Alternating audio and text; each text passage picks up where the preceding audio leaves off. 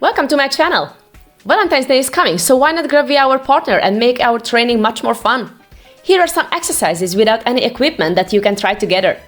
Working out with our partner gives more emotional connection, trust, motivation, accountability, and so much fun. Follow me on social media and subscribe to my channel for more workout videos and fitness tips. Happy training! Enjoy! After warming up, let's start straight with a higher intensity exercise. One of you needs to stay in a squat position while the other one is doing high knees run on spot. Plus point if the runner holds the hands overhead or does poses in the meantime. It's pretty good because the squat holder can easily motivate the partner while focusing on the correct form. Try to do it for 40-45 seconds, then you can increase the time. And now let's switch, guys. Nobody can miss the running part. The squatter will be the runner and the other person is holding the squat. Aim to lift your knees up as high as you can, so you don't be lazy, work on that cardio. Plus point if the runner wears ankle weight to increase the intensity. Have a rest after this and stay hydrated.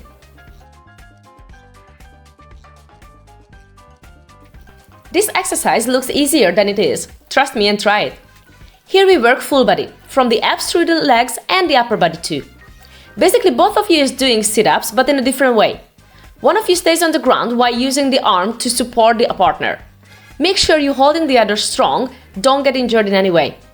The other of you needs to not only sit up, but fully stand up also, which will work on the lower body too. Doing a gentle push on the seated person's chest is just for fun, it doesn't make anything easier or harder. If you want to make it more difficult, the standing person needs to grab dumbbells or plate in the hand. Of course, you need to switch position once the time is over.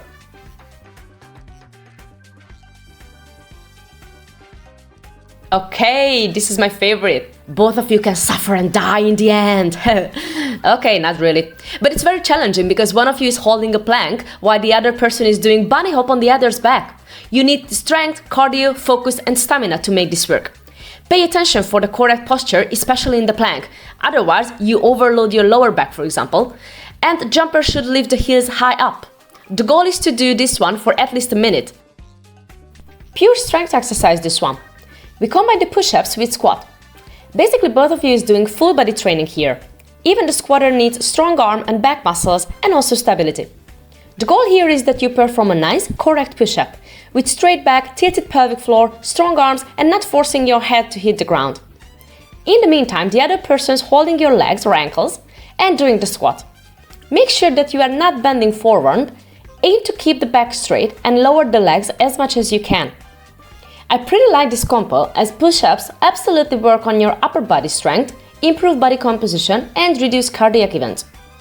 Besides this, squat helps you to build stronger lower body, better muscle tone, improve mobility, burn calories and prevent injuries. These are just few examples of the benefits of these exercises, but the goal is to learn and perform them correctly. Bear in mind how many push-ups you can do. If you feel that the form is incorrect, it's better to stop and have a rest. Next time it will be better. Quality or quantity? Well, always quality. Don't forget to switch your places as both of you have to try both exercises. If any of you can't do push-up, just hold the plank while the other of you is squatting. Alright, this exercise is a tricky one. One of you is doing actual laying leg press, which is an amazing exercise for all the big muscles in the lower body. Quads, hamstrings, glutes, calves, and the other person needs to keep the body straight and strong. The standing person needs to maintain a natural body alignment, not rounding or arching the back. It's better if you place your arms in front of your chest so it won't distract the balance or the form. Feel free to grab a dumbbell or plate to increase the load. With this actually, your arms is doing a harder work. Stay still and completely lean on your partner's leg. This is actually trust exercise as well, so I don't recommend this exercise if you have any concern in your partner. Note, this isn't about making fun, so don't make any prank here, please. It's a great modification of the previous exercise if the standing person isn't leaning with the back onto the legs, but with the chest. From one side, it's easier than the previous one. On the other hand, it can be more challenging. Pay attention for the correct foot places on the chest, otherwise your feet can slip off and it may cause injury. Don't do that, please. Once your posture is fine, maintain it till the end and stay stable. Try to do it at least 12-15 reps for each person.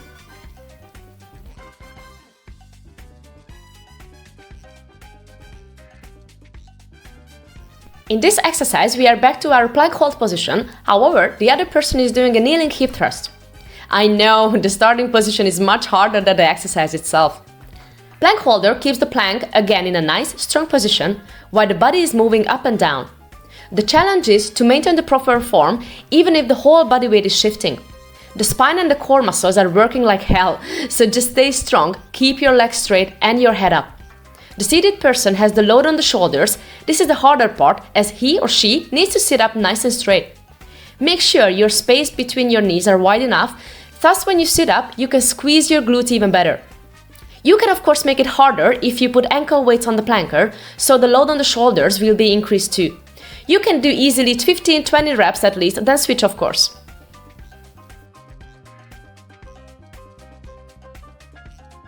And if it's still not enough challenge for you, hold your plank on a bosu ball or dinner for example, and the instability will help you out in the challenge. Bringing some instability always helps working on the core and deep muscles even more, so I really recommend to use them. It's going to be a great proprioception training, which has many benefits of our daily life. Reduce risk of injury, improve joint stability and position, and increase mobility. Or you can choose the mini band also. Place it above your knees if you do the hip thrust. With this, you add an extra twist on the leg muscles work. Now we get up from the ground and train our upper body as well. There are two options here. The first one is like landmine rowing, when you grab your partner's hand with both hands and doing a rowing exercise. Your partner can slightly bend the knees, it makes it a little bit easier. Our carpet was slippery from my heels, so I rather choose the bended knee option. Whoever is standing, make sure you are not rounding your back and the rowing happens in a correct way. Use your shoulder blades for pulling up your partner and lower down with control and focus. The second option is when you do single arm rowing. This is when your partner grabs one of your hand and doing the rowing with you. The position itself pretty similar to the previous one, so your partner can bend the knees. Or not, if the service or circumstances are okay. Very nice if both of you can do 12-15 reps, however, just do as many as you can. Of course, if your body composition are totally different, then this one will be hard, or almost impossible. Me personally, I couldn't do rowing with my partner, thus I stick to the dumbbells. In the end of the training, we are back on the floor again and focus a bit more on the abs. We will show you two exercises that can be fun but effective too.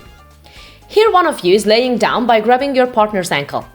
You are doing leg raises till 90 degrees, but then, on the top, your partner push your legs back onto the floor. Of course you need to control the movement and not letting the gravitation to force your legs so much. For this, you need abs work, but of course, lifting up from the floor also requires core muscles. So, it's a win-win for the upper and lower movement too. Don't forget to switch the place once you are down with the 20-30 reps. In this last exercise, we present the normal Russian twist exercise, but here we use a normal plastic bottle. I guess it's like 2-3 kg, but of course you can do it with heavier weight if you don't compromise your form. Here you are doing constant twisting and turning with or without a bottle. If you want to make it easier, put your heels down or simply don't use weight, just clap your hands with your partner once you're facing to each other. To make this harder, use heavier weight or add some ankle weight. Okay, that's fun. Try to do it for at least 1 minute.